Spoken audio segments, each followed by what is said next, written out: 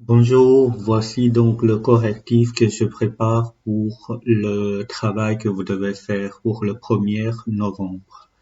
Donc, je vais tout de suite commencer par la question 1. Donc, la question 1, ici, on vous demande donc de calculer les trois limites qui sont demandées. Donc, le A, on demande de calculer la limite x tend vers moins 3 de moins 2x plus 8 sur x plus 3. Et on voulait savoir ce que ça donne. Donc, pour commencer, on doit toujours remplacer les valeurs de x là par la valeur de la limite où on voulait chercher, c'est-à-dire moins 2 fois moins 3 plus 8. Et en dessous, moins 3 plus 3. Donc, moins 2 fois moins 3, 6, plus 8, 14, et sur 0. Ici, nous sommes dans le cas 2. Donc, dans le cas 2, signifie qu'on doit faire le tableau de signes, et puis sur base du tableau de signes, qu'on pourra en déduire les réponses. Donc, pour le tableau de signes, voilà, c'est un tableau de signes complet. Je vais d'abord recopier donc le numérateur, moins 2x plus 8. Le dénominateur, x plus 3. Et le rapport des deux, c'est-à-dire moins 2x plus 8 sur x plus 3. Donc, la première chose qu'on est censé de faire, c'est de compléter la première ligne ici, c'est-à-dire on doit chercher des racines des deux expressions. Donc, pour trouver des racines, je dois les mettre égales à 0. Donc, moins 2x égale à moins 8.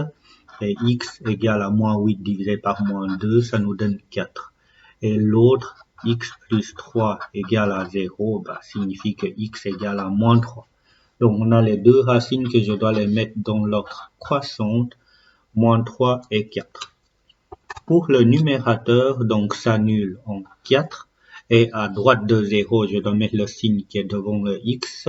Donc, c'est moins. Et plus, plus, plus pour les autres.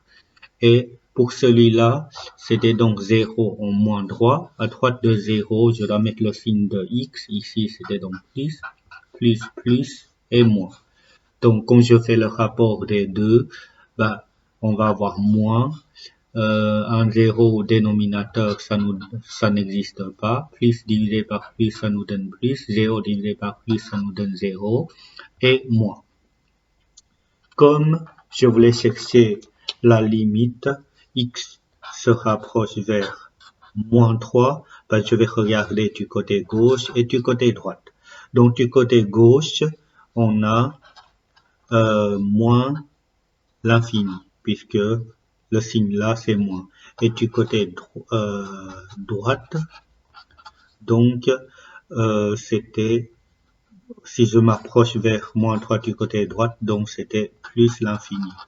Dans ce cas-là, on pourra en déduire comme conclusion, limite x tend vers moins 3 de moins 2x plus 8 sur x plus 3, ça n'existe pas. Donc, pourquoi ça n'existe pas? Car limite gauche et limite droite sont différentes. Ça, c'était pour la première question. Maintenant, pour la question 2, je demande pour la question 2, je vais faire ça tantôt. Je vais continuer d'abord la question 1. Pour la question 1, il y a encore deux limites à calculer. Donc pour le B, on demande de calculer la limite x tend vers moins 3 de 2x plus 6 sur x carré moins 8.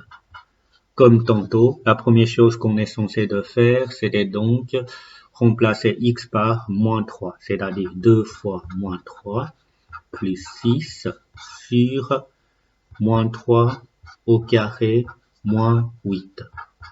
On va trouver donc moins 6 plus 6, 0, et moins 3 au carré 9, moins 8, ça nous donne 1, donc ça nous donne 0. Ici, nous sommes dans le cas 1. donc où on a trouvé le nombre, donc l'exercice est fini pour le B. Pour le C, je demande de calculer limite x tend vers moins 3 de 2x moins 8 sur x plus 3 au carré. Donc, je vais aussi remplacer x par moins 3, moins 8 sur moins 3 plus 3, tout au carré. Ici, donc, 2 fois moins 3, moins 6, moins 8, on va arriver à moins 14 sur 0 au carré, 0. On était donc dans le cas 2 de nouveau. Cas 2, il faut passer par un tableau de signes. Donc, le tableau de signes, 2x moins 8, x plus 3 tout au carré, et le rapport des deux, 2x moins 8 divisé par x plus 3 au carré. Ensuite, pour un tableau de signes, on est obligé de commencer par chercher les racines des deux expressions de la première colonne, c'est-à-dire 2x moins 8 égale à 0, 2x égale à 8, x égale à 4. Ça, c'est la première racine. Pour la deuxième racine, x plus 3 au carré, donc x plus 3 au carré, que je demande que ça soit égal à 0. Et un nombre au carré égale à 0. Le carré, je peux en fait l'enlever. Donc, x plus 3 égale à 0, c'est-à-dire x égale à moins 3. Donc, je trouve de nouveau deux racines, moins 3 et 4. Maintenant, donc, le numérateur 2x moins 8 s'annule en 4. Et à droite de 0, je mets donc le signe de A, c'est-à-dire plus, et l'autre côté moins. Pour cette expression-là, c'est un peu particulier. Pourquoi? Puisque ça s'annule en moins 3.